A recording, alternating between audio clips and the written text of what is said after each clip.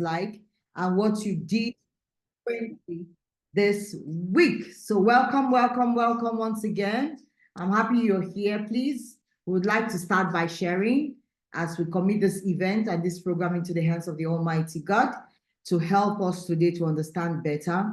He's the only one who can give us inspiration, understanding, and of course, help us to commit to those commitments that we have made, to be dedicated to the promises we make to ourselves on this space that we're going to be growing and growing in the values we're learning. So we commit this whole event into God's hand, and we pray that the network will be favorable and we will excel in everything we do. All right? So can we all say amen? Amen. All right. So please, if you want to share, just raise your hand. We can take 2 sharings. Share with us how you were able to practice the value of personal growth that we learned last week. All right. Who would like to share with us? We'll just take 2 sharings and thank you, Olonshola. Thank you so much. Who else? Just put your hands up while Olonshola is sharing her testimony, her challenges, and her victories and her wins. All right, you have the floor. Please go ahead.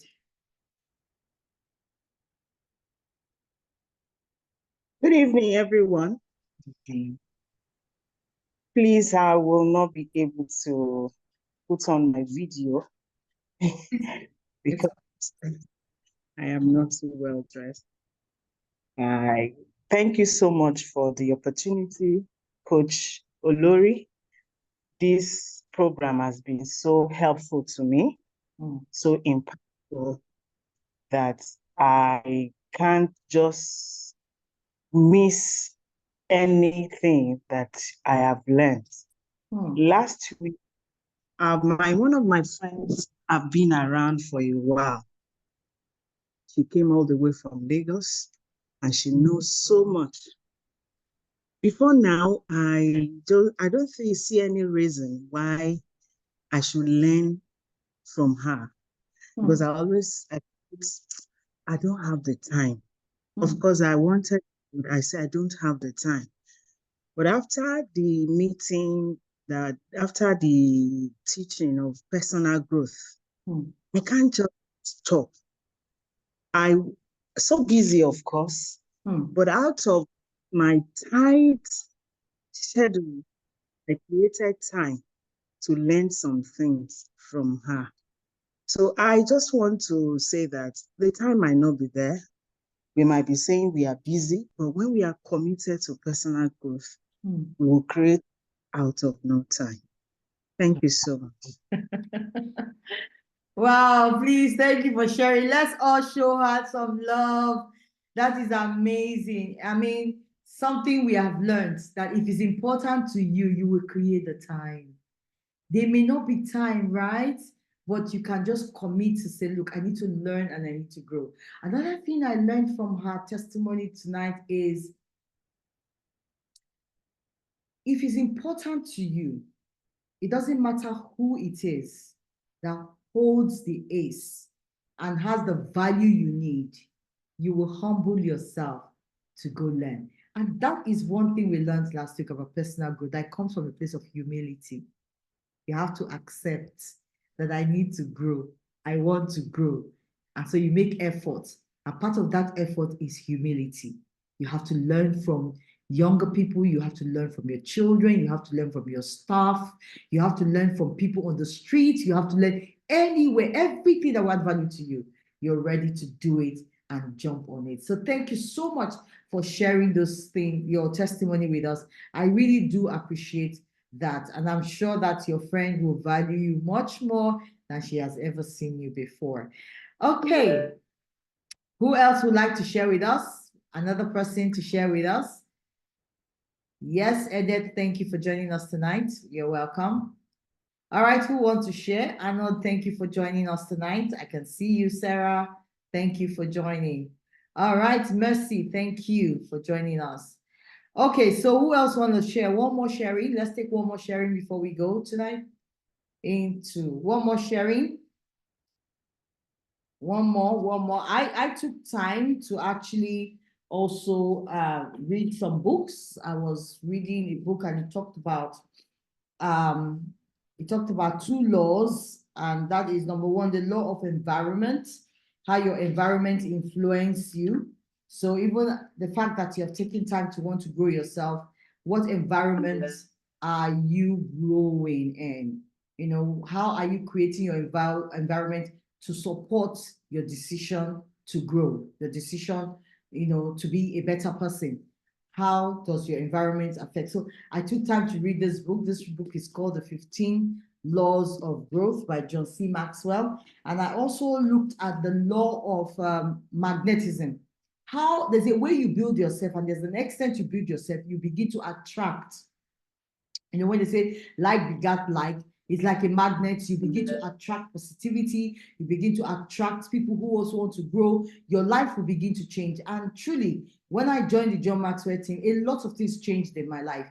The way I teach my teenagers in church, the friends I attract, the circle I want to belong, because I wanted now to belong in a circle that I can grow. And I categorized my friends into 3 different categories: the ones that are my growth friends, the ones that are just my gist friends, and then the other ones that are business friends. So I didn't mix it up.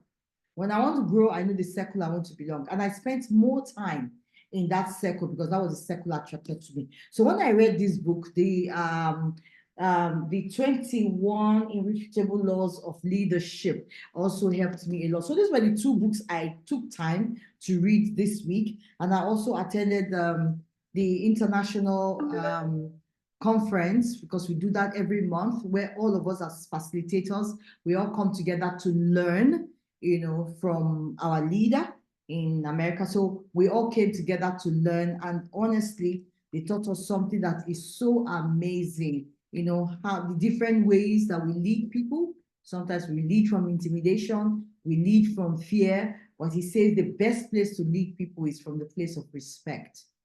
When you respect yourself and you show respect to others, then you can lead them well.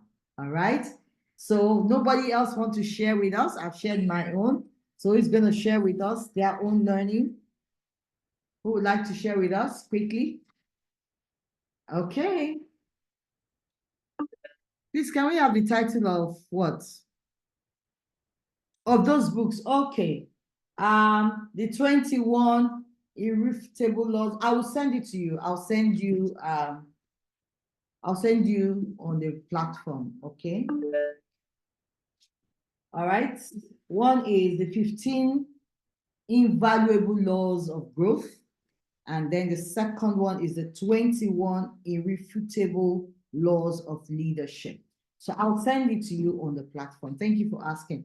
Okay, so let's go for today. Are we ready? If you're ready, go to the chat box and tell me we are ready, because my friend, my coach, my mentor, my leader is ready for us tonight. So if you're ready, just go to the chat box and say, we are ready. I've not seen anybody say I'm ready. Okay, Edet, I see you. We are ready. All right, I'm ready. I'm ready. I'm ready. I'm ready. All right, let's go. And get to meet John C. Maxwell.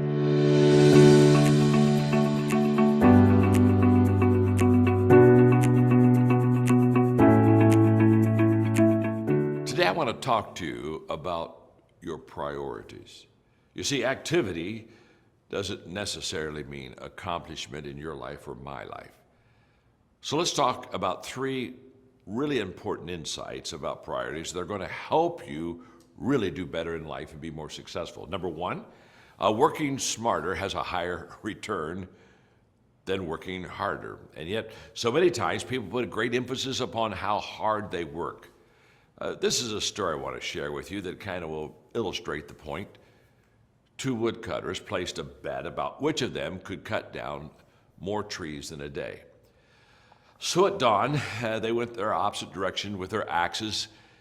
And in the beginning of that day, the 2 of them seemed to be working just about the same pace. But after about an hour, the first man could hear that the second man had paused in his work. And so the first guy, he's kind of amazed that his rival would tire so quickly. But The first man figured that this was his chance to get ahead, so he doubled his efforts. About 10 minutes later, he heard the sound of the second man cutting the wood again.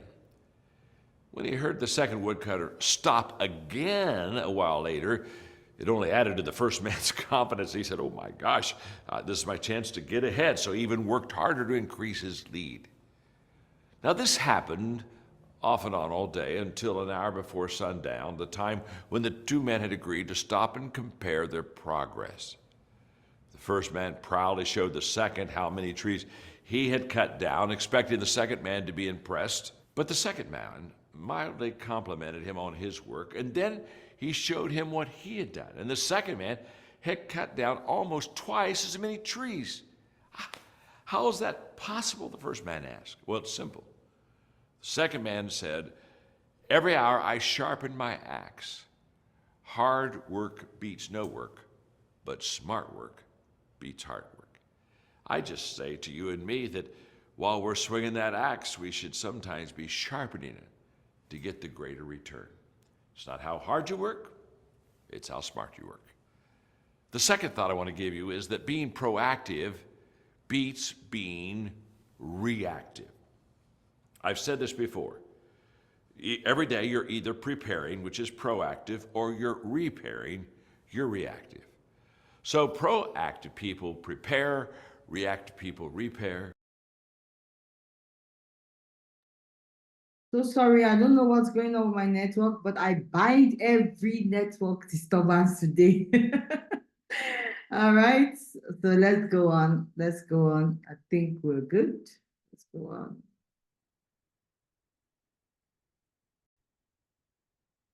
For other people to call them. When's the phone going to ring? Proactive people anticipate problems, and reactive people, they respond when there are problems. Proactive people, they seize the moment, and reactive people are always waiting for the right.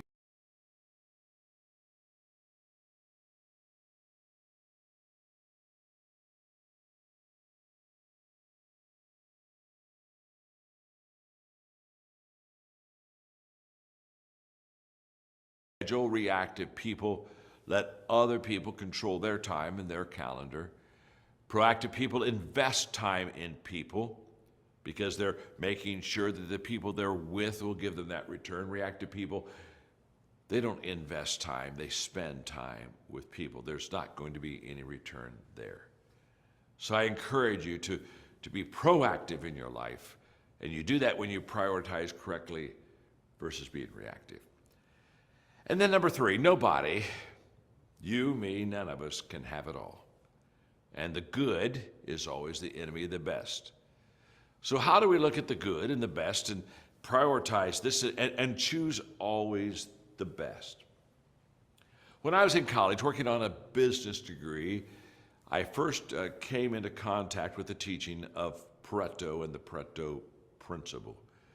That graphic has been shown to you right now. And as you watch that graphic and as you see it, it's very obvious that if you prioritize correctly, if you've got 10 things to do and you put the first 2 important things to do clear at the top, number 1 and number 2, they are the most important. If you prioritize correctly and you only do the top 2, that 20% at the top, that 20%, look what it does on that graphic. It gives you an 80% return on your production. That's powerful. The 20% of your priorities is going to give you the 80% of your production. So if you spend your time, your energy, your money, and you put your personnel in that top 20% of your priorities, you're going to get a huge return out of it. Now that graphic and that principle absolutely changed my life. As I sat in that class working on my business degree that day as a young person, I said, if I can understand Pareto and how it works and prioritize correctly and always do the most important things in my life, that's when I'll get the highest return. In fact, if you look at that graphic and let's say you didn't do those top 2 things that give you the 80% return, but you did the other 8 things that weren't as important as the top 2, you only get a 20% return. And again, that was the day I realized it's not how hard you work, it's how smart you work. The activity is not always accomplishment. So let me give you some examples. For example, time. 20% of our time produces about 80% of our results. I find that if you're a morning person, you should do your most important things in the morning because you get your highest return. If you're an evening person, you should do the most important things in the evening. Whenever you're your best, your strongest, you're most aware and awake, whatever that time is, that's when you need to do the important things of life. Counseling, I've found that 20% of the people that you know will take up 80% of your time in wanting to talk to you about their issues and their problems. If you produce products, 20% of the products that you produce will give you about 80% of your profits. If you read a book, 20% of the book contains about 80% of the content. Now time out for a moment. That's not true of my books. That's true of all those other books, but not mine. Jobs, 20% of our work gives us 80% of our satisfaction. That's true. Speeches, 20% of the presentation in our speech or our talk creates probably 80% of the impact. I found that donors in my nonprofit organizations, 20% of those donors will give me 80% of the money. In the area of taxes, 20% of the people are going to pay 80% of the taxes. And in leadership, 20% of the people are going to make 80% of the decisions. And then this is the real important one. If you're having a picnic, 20% of the people will eat 80% of the food. That's a fact. Now, what Pareto teaches us again is so powerful that the key to accomplishing much isn't working hard, it's prioritizing correctly. And you can take charge of your life and accomplish the things that you desire to do when you begin to change your priorities in life. So, before you do your roundtable today, one more time, just kind of do a check on yourself. How well am I prioritizing? And as you share with your friends around the table now, be honest. Let them know not only what you do well, but what you don't do well. We learn so much from the failures of others. So be open, listen well, share, and then remember, at the end of the roundtable, find one thing that you can immediately take action on, because that's where your life will be changed. Thank you so much. Fantastic, fantastic. Wow. Okay. Truth time. Let's give John Maxwell some love. Let's share love for John C. Maxwell. You know, I just love this man and I love the way he brings out the truth, you know, sharing his own experience with us and letting us know that there's nothing impossible for us to do. All right, so let's quickly go and share. What did you learn today? What have you learned today? What did you underline from the things you're saying? All right, so what do you call it? Network may go off in 9 minutes, but once it goes off, please remember to log in again with the same link. I think I am having problems in restoring my my upgrade. I don't know what happened, but then we will be fine. We will be fine. All right. Iko, unmute yourself. Share with us tonight. I actually not to share because I'm just trying to register that I was unable to join for a while, and by the time I came in, he just finished speaking. So Yeah. don't So I missed that part. you will be fine. Okay. All right. Who else would like to share with us? Wow, working smart is better than working hard. Hi. You know what hard work means? When you come home, you don't even have time to read. You don't have time for your children. You are so tired. You may not even want to. In fact, you'll be wishing you were staying alone so that you just go to bed and sleep. But then you have to take care of everybody at home. And then you're talking about personal growth. And you're talking about prayer time. And you're talking about, it's just too much. So how do we prioritize? There's a way to work smart. All right, so it says the key to accomplishing much in life is not hard work, but prioritizing correctly. Fantastic. Thank you. Who else would like to just share quickly? You want to share? Raise your hand and then unmute yourself so that you can share. Thank you so much, guys, for these nuggets you have learned. Honestly, I learned a lot. I learned, when you talked about people who work smart are people who are proactive and not reactive. There are people who prepare, are not repair. But there's many times we like to repair things instead of prepare things. Deborah, you have the floor. Please go ahead. Good evening, everyone. Thank you. That was a powerful opening. I picked something very important. For me, it is knowing the best time of the day that works for you. And sometimes I think I do judge myself because I work better at night because I feel there's no disturbance and all that. So sometimes in the daytime when I'm not really doing much and I desire to rest, something begins to tell me like you are wasting your time and all that. But I'm trying to stop judging myself, but though still trying to make the most of the day and the night as well. Thank you for sharing that. Thank you. I also realized I have to take time to study my personality. So when I find myself lazing in the night, I'll just tell myself, say, calm down. When night reach, you go work. So I just do every other minor things. But the major things I really need to focus, I give myself in the night. And you know what? Once you do that, you sleep, you wake up more refreshed. Watch out. You'll notice that. Thank you so much, Deborah, for sharing. All right, Arnold, you have the floor. Okay, thank you very much. Good evening, everyone. Two things I learned very quickly. Don't compare yourself with others. In the example he gave, man number one kept hitting and hitting and hitting. And the second man, would take a 1 hour. So if man number two was foolish, if he wasn't wise, he would copy the first man and work hard. Secondly, take out time to refuel. How you choose to refuel or refire or resharpen your instruments is known to you. You know what you want to do, how you want to. Sometimes when you go into your closet, you come out stronger and you're on fire. So please find out what your strengths are, find out how to sharpen your skills, find out how to refuel. So those are my takeaways from this evening's Thank you so session. much. Thank you, Arnold, for sharing that. Fantastic. Let me give you one gist. I like gist, Shao. When I joined the John Maxwell team, right? Because it's not that I wasn't doing these things, but joining a platform like this where people learn and grow makes you to be one, strategic, intentional. You learn more. You grow with a purpose. All right.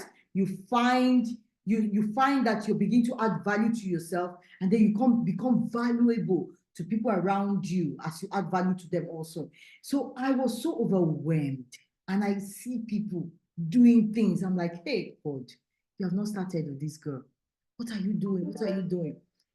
I started second guessing myself, but then, so I took time. Some of them did some programs. I said, okay, let me go visit these people the way they are. Because if you see what people do on social media, some people can write for life, they will so package the thing that you will look at yourself and say, hey, what life are you living? My dear, be like that other man. Take your time. Many people will not understand that you're spending 1 hour in this space. But the truth is, some people are doing some things right now. In fact, posting on social media and telling you lies. But you are equipping yourself. You have the substance. You don't have to follow them the way they are doing their things. And so I learned. I went for one's program. When he talked about the program, I went there and discovered there were only 3 of us that attended the program. But when this man wanted to report this program, the way he talked about it, I'm like, I know that they say fake it till you make it, but this faking is too much now. You will make other people feel intimidated, but people are like that. So don't get intimidated. Thank you so much for sharing those learnings with us. I appreciate you. All right, let's take one more sharing before we go to benefits of practicing the value of priority. One more sharing, one more person to share for us. Your screens are closed, so until you use your sharing, I won't see you, or you unmute yourself so that you can. Okay, who is going to, one more person to share for us quickly?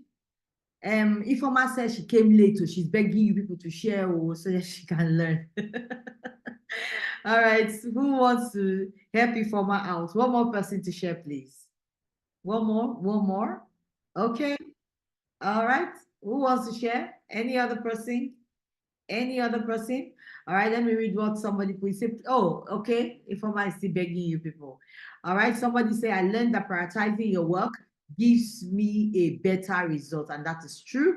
Another said, prioritize your time. And someone said, people who work smarter are proactive. That is the truth.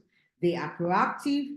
They prepare instead of repair. They anticipate. So when you anticipate, you don't respond. You anticipate. And then the other one, it says, people who work smart, they do what? They seize the time. While people who don't work smart, what they do, they wait for moments to happen. Okay? And the final one I learned that place, it said, people who work smart invest time. While people who don't work smart, who work hard, what do?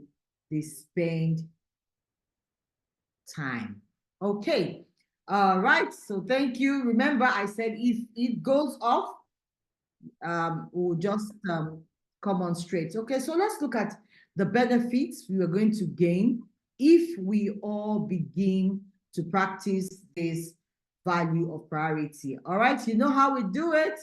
I want one person to read 1 and 2 for us, another person 3 and 4, and another person 5 and 6. Okay, so we have 1 minute more to go. So please, can we do that quickly? I wanted us to share more with that 1 minute so that, you know, our reading will just be on the other timing. But please go ahead. Who's going to read for us?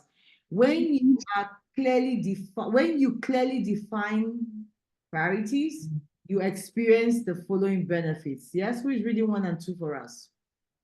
Can I go ahead? Please go ahead. You experience high satisfaction when you accomplish a task. Number 2, you get to spend the best of your energy on the most important tasks. Thank you. Should I go ahead? Yeah, no, just 1 and 2. And Right, we're going to go off now. So when we come back in a few 1 minute, please log in again if it goes off. I hope I'll be able to find a technical person to resolve this issue for me. So let's go. Yes, you experience high satisfaction when you accomplish your task, and that is true. And then number 2, you get to spend the best of your energy on the most important task. And truly, that is what happens when you prioritize.